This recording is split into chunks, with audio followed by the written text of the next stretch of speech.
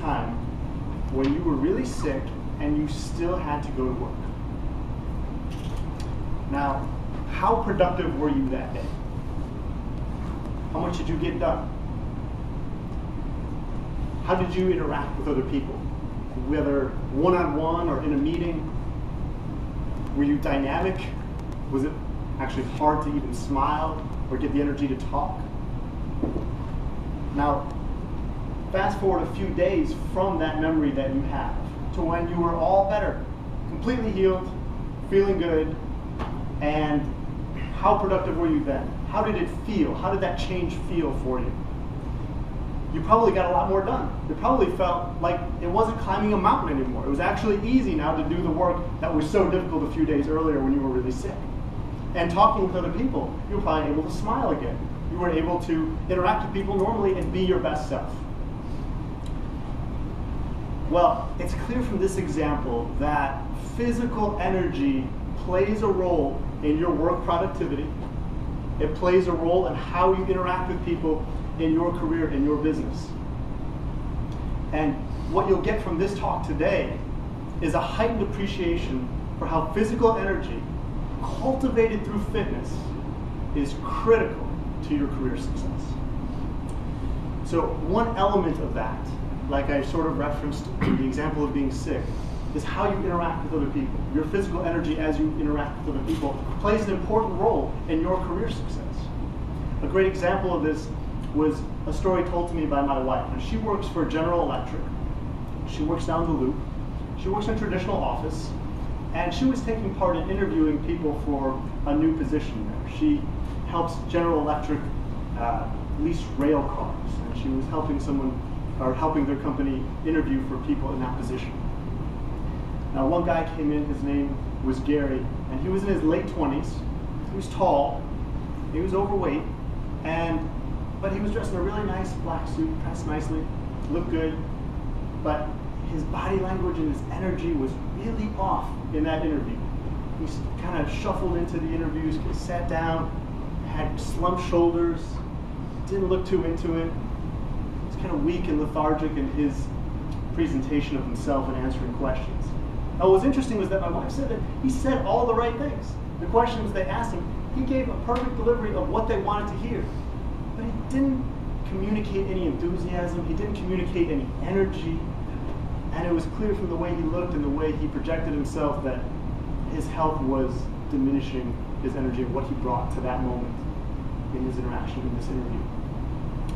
And it was a good example of how his physical energy, through his health, affected his career potential, affected his career success, because he did not get that job.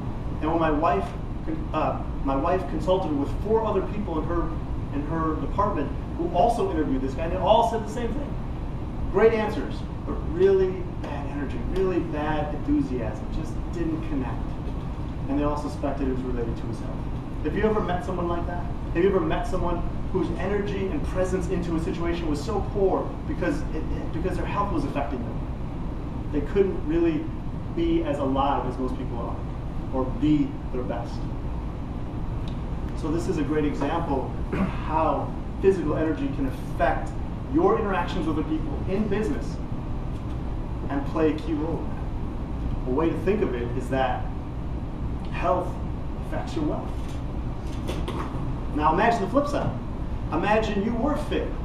Imagine you did exercise, you did work out regularly, and it generated this energy with you and confidence, and you didn't have these slumped shoulders and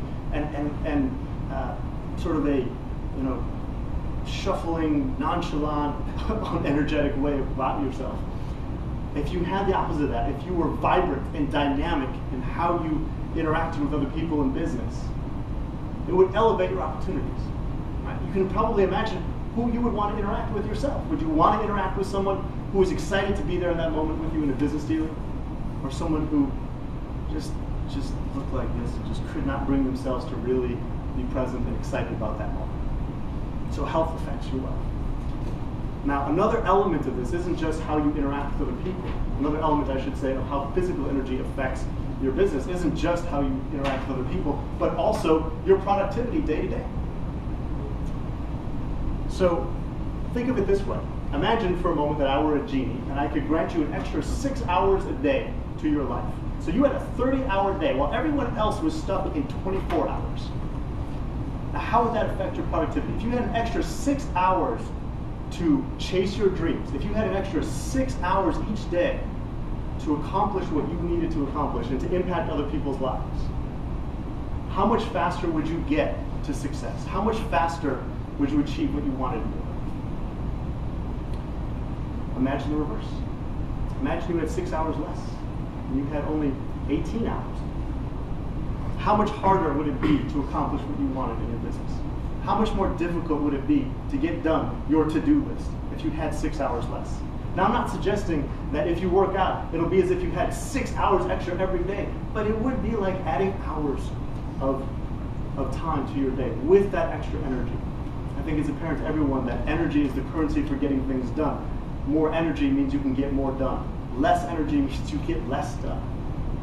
It's that simple.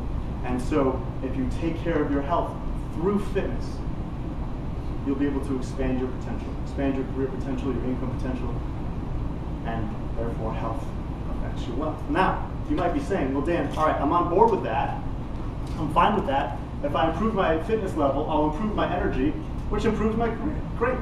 But I have a problem, you might be thinking. I'm not excited to work out. I don't want to work out. I don't even necessarily have the time to work out.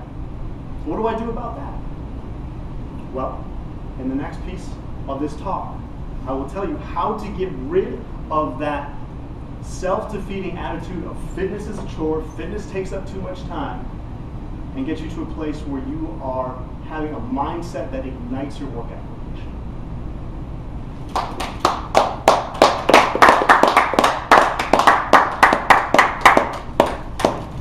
Dan, you may be very aware of my posture all the way through that entire piece.